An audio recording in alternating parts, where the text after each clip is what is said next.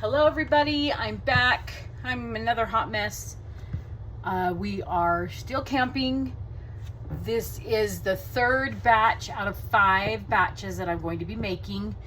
You can see over there in the back, I've got my lavender eucalyptus and my oatmeal milk and honey over there solidifying.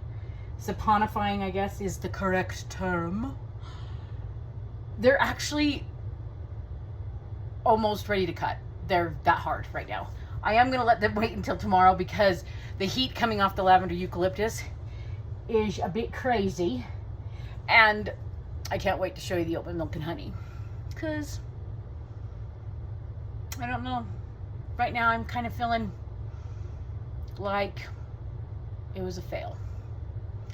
So, but I'm not going to say anything until tomorrow.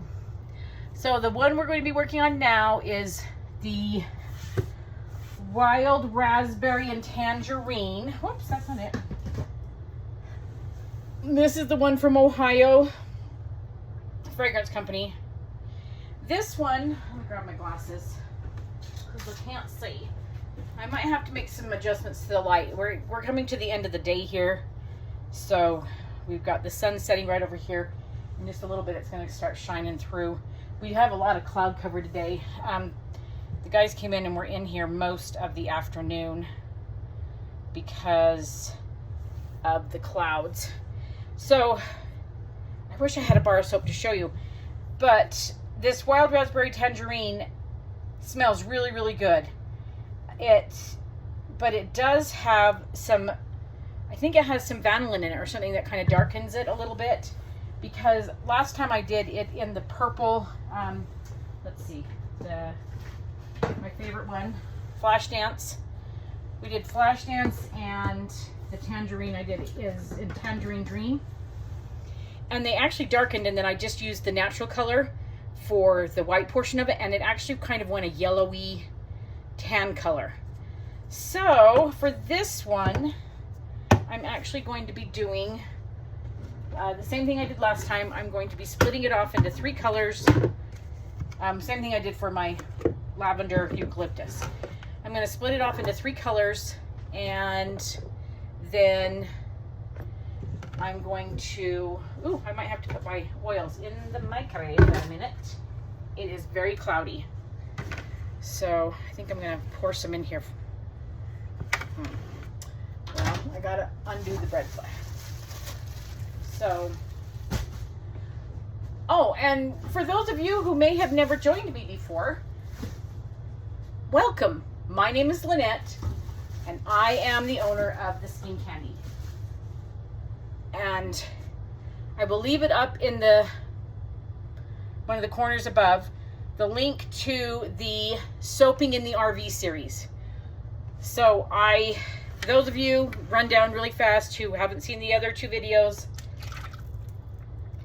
we are out on a short little vacation. We are about an hour from home at one of my husband's favorite fishing spots. And well, hopefully that won't be too loud so we can talk. And we are fishing for a couple days. He's fishing. I am making soap. Because when you're a small business owner, business doesn't stop. So I decided I would bring stuff out here and decide to see what it would be like to soap out on the road, in case this is something that we decide that we want to do later down the road, that I can take my business with me. Now, those of you who know my business know that I do make more than just soap. So making soap is the easiest to do out on the road. I'm gonna have to see what else will work, and I don't know. Right now, we're just doing soap. Let me get a little bit more. My last batch, I only put 2 teaspoons in,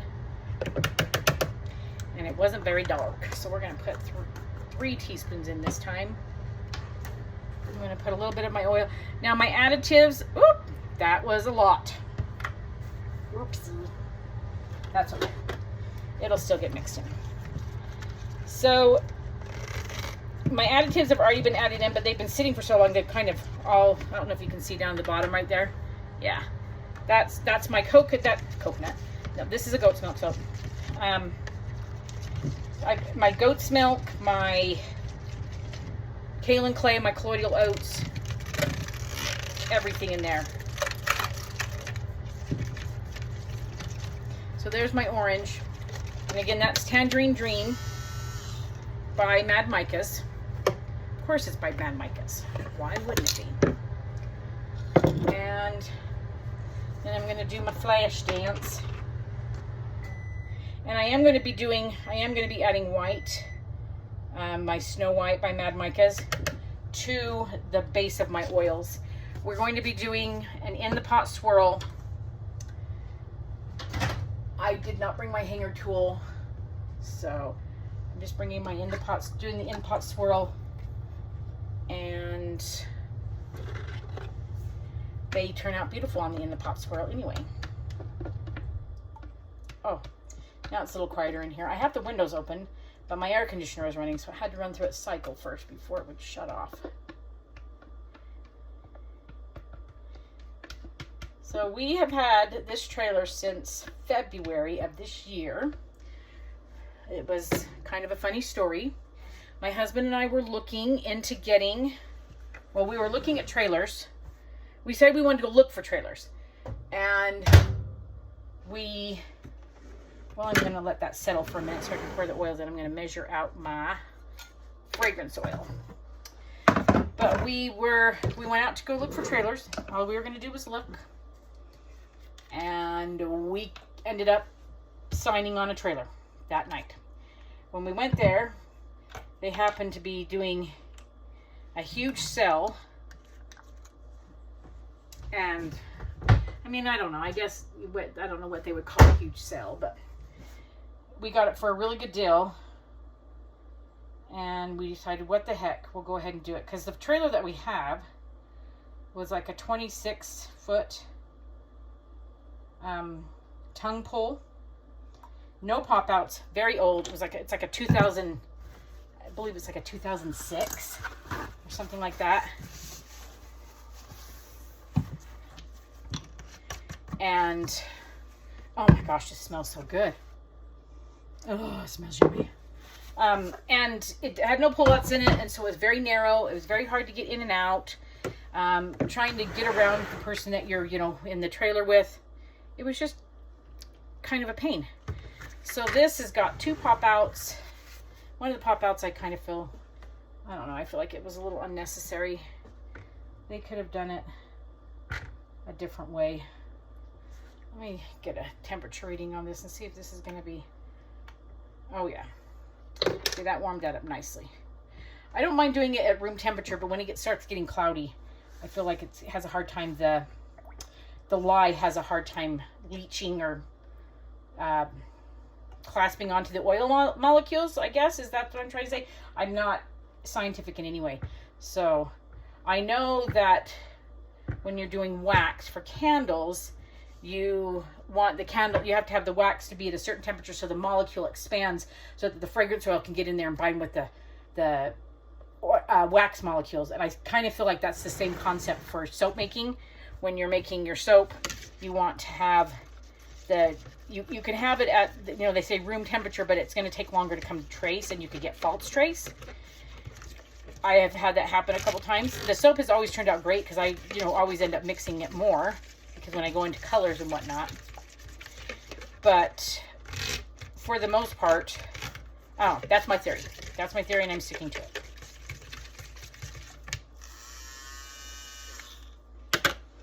Okay, I have that. I have my lye water right here.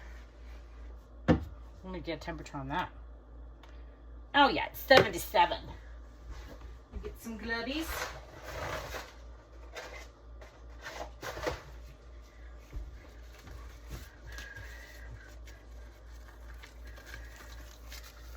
All right. So we're gonna get this going. Poured off in the pot swirl. I've got my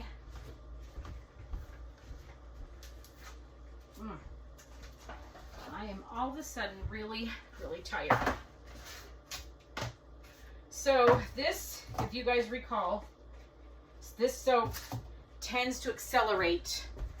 So what I'm going to do, it accelerates rather fast. So I'm going to mix in my oils, or my lye. I am going to mix it barely to emulsion. Then I am going to split it off into my colors.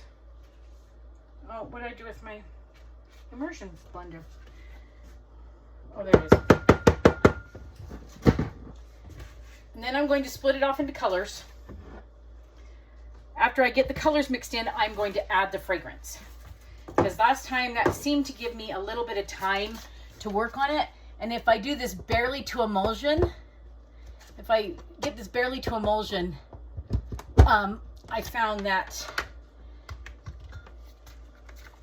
if I need to stick blend the colors, it does it, because a couple times it has riced on me. And if I can remember correctly, the last time I did this, it did not rice, but it did start kind of getting clumpy. So the ricing, it was like a ricing, but it was, I don't know, it looked it almost looked like it was curdling, because it had big chunks in it. But it wasn't anything I couldn't work out.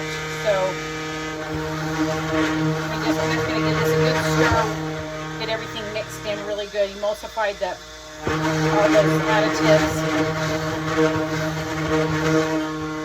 So I think we got everything ready. We've got our fragrance oil, we've got our colors. Oh, no, we don't.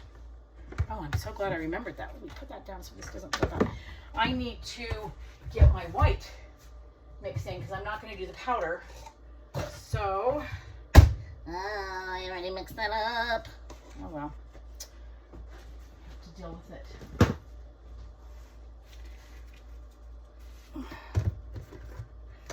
For this one, I'm actually going to put in 4 teaspoons because I really want this white.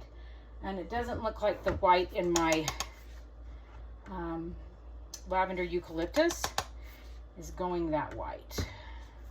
This does have titanium dioxide in it. It just doesn't have a lot. I mean, it's one of the main ingredients. Yeah. So, it's probably like 50-50 blend, I'm thinking. Well, I didn't want to use that. You know, I'm going to use just a little bit of oil. Let me grab my oil. Where did it go? It's right here.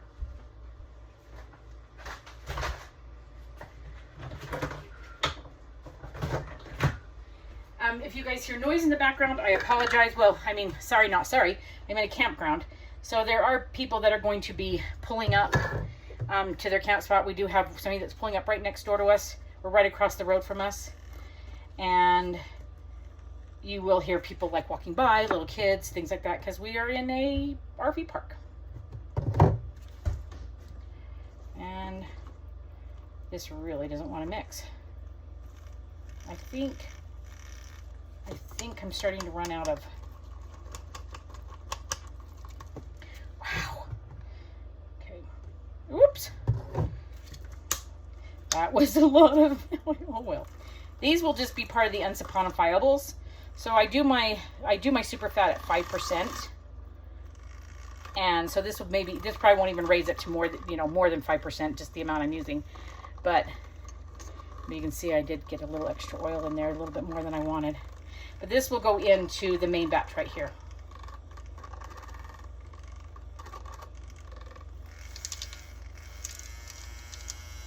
Oh, come on. It's not even mixing in all the way. It's just got a bunch of powder in there.